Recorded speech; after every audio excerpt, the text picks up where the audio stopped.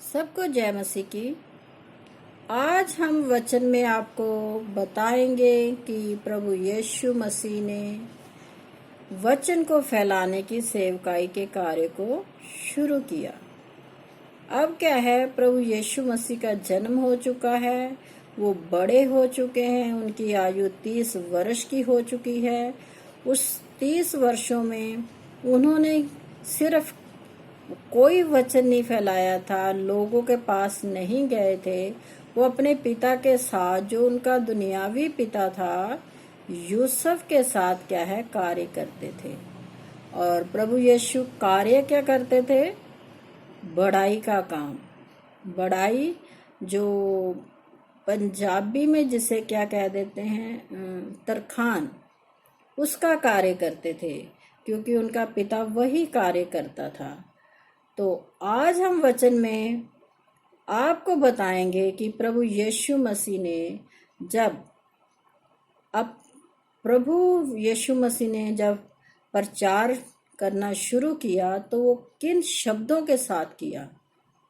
तो वो शब्द हैं मत्ती की अंजील, उसका 4 अध्याय, उसकी 17 आयत में हम देखते हैं। जो पहला शब्द प्रभु यीशु मसीह ने अपने मुख से कहा वो क्या था?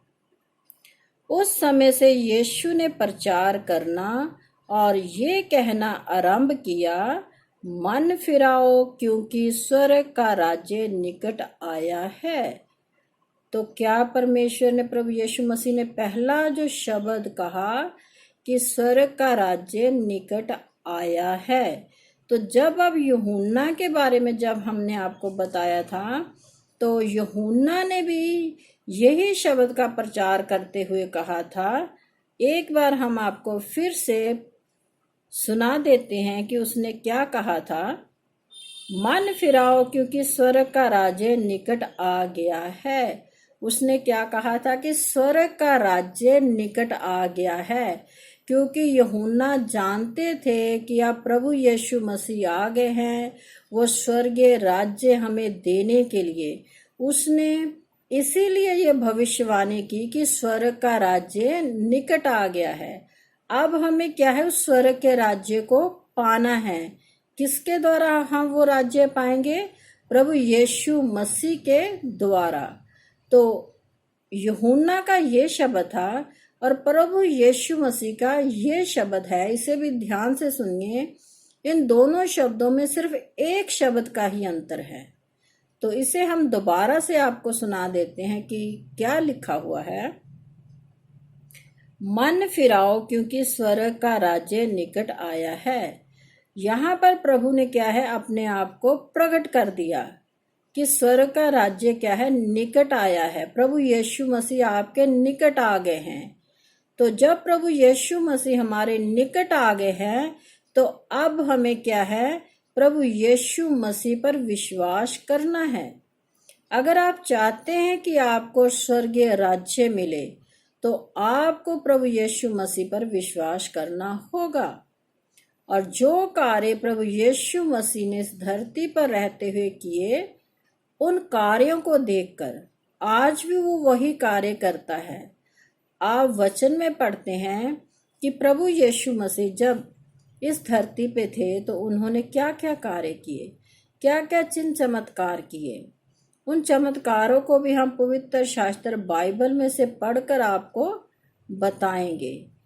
आज हम ऐसे ही बताते हैं, जब प्रभु यीशु मसीह इस धरती पे थे तो उन्होंने क्या किया, कोढ़ियों को शुद्ध किया, लंगड़ों को चलाया, बहरों को सुनने की शक्ति दी, गूंगों को बोलने की शक्ति दी, और जितने प्रकार के, नाना प्रकार के रोग थे जो इस धरती पर आम इंसानों में होते, उन सब को क्या उसने नाश कर दिया। लोगों को क्या चंगा कर दिया, सबकी बीमारियों को दूर कर दिया।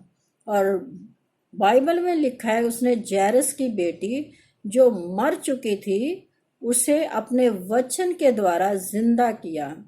और एक विधवा औरत थी और उसका एक ही पुत्र था, वो भी मर गया। तो प्रभु यीशु मसीह ने उस विधवा के पुत्र को भी जीवित किया। एक औरत जो 18 साल से कुबड़ी हो चुकी थी, उसे प्रभु ने वचन बोलकर सीधा खड़ा कर दिया। और एक औरत जिसे 12 साल से लहू बहने की बीमारी थी, उसने विश्वास के द्वारा प्रभु यीशु मसीह का पल्ला छुआ तो उसने उस रोग से चंगाई को प्राप्त किया। और एक रोगी जो 38 साल से झोले का मारा हुआ था, जिसे पैरालाइज्ड बोलते हैं, वो उसको प्रभु यीशु मसीह ने चंगा किया। अपने वचन के द्वारा उसने कहा कि अपनी मंजी उठा और चल फिर, और वो चलने फिरने लगा।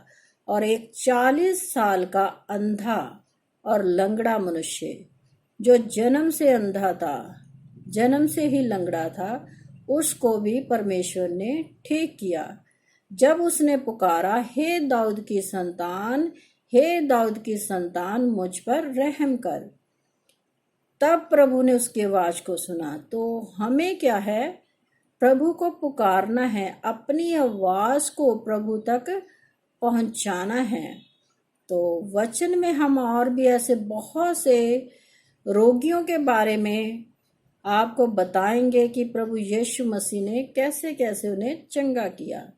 एक व्यक्ति का हाथ सूख चुका था और उसे भी परमेश्वर ने छूकर चंगा कर दिया, क्योंकि वचन में लिखा हुआ है कि सब उसे छूना चाहते थे, क्योंकि उसमें से सामर्थ निकलकर सबको चंगा करती थी।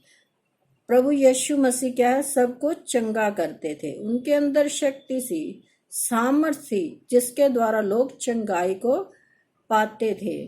और वचन में यहाँ तक लिखा हुआ है कि एक औरत जो व्यभिचार में पड़ी हुई थी, उसको भी परमेश्वर ने उस व्यभिचार की में से बाहर निकाला।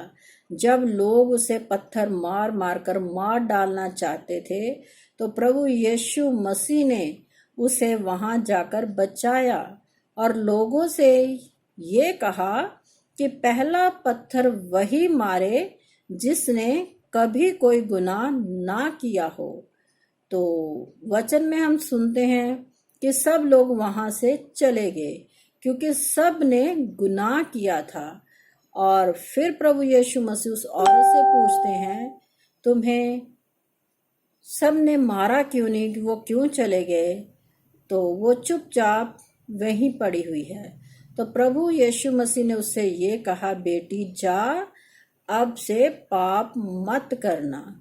तो हम वचन में इन सारी जब अद्भुत कार्यों को हम पढ़ते हैं, लोगों को सुनाते हैं, तो उसमें प्रभु यीशु मसीह बार बार लोगों को ये कह रहे हैं, जब वो उनको चंगा कर देते हैं तो वो कहते हैं फिर से पाप मत करना। क्योंकि अगर हम चंगे हो जाएं, बार बार पाप ही करते रहेंगे, तो हमारा जीवन क्या है, वैसा ही हो जाएगा। हमें अगर प्रभु से चंगाई प्राप्त करनी है, तो उसके साथ जो उसने वचन कहा है कि तू दोबारा पाप मत करना, तो उस वचन को हमें पूरा करना है।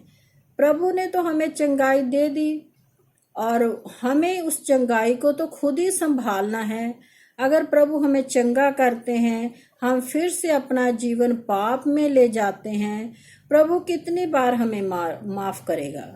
वो तो माफ कर सकता है, क्योंकि हमने वचन में आपको सुनाया था कि जब प्रभु यीशु मसीह को क्रूस पर लटकाया गया था, तो उन्होंने जो पहला वचन वहां कलमा बोला था, वो यही था कि हे पिता, इन्हें क्षमा कर, क्योंकि ये नहीं जानते कि क्या करते हैं।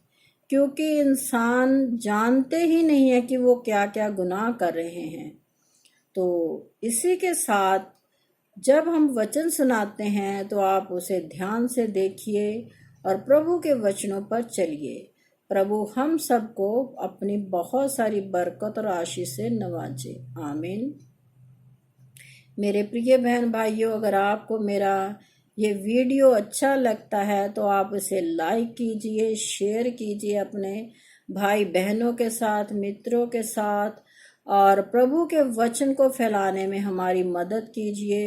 यूट्यूब चैनल पर आप जाइए, वहाँ पर पास्टर दीपक मसीह यूसीएनए चर्च रोपड़ और किरण मसीह यूसीएनए चर्च रोपड़ के नाम पर 2 चैनल हैं।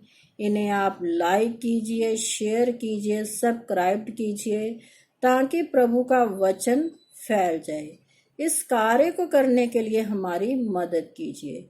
सबको जय मसीह की।